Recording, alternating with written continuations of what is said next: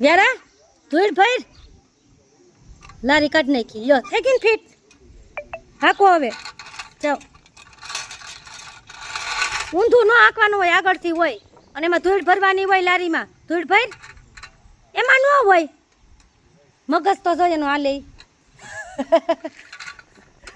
આ બસ ત્યાં હોય ને બસ સરખી બે જા સરખી પકડ પેલા બસ થઈ ગઈ ને ફીટ નથી થતી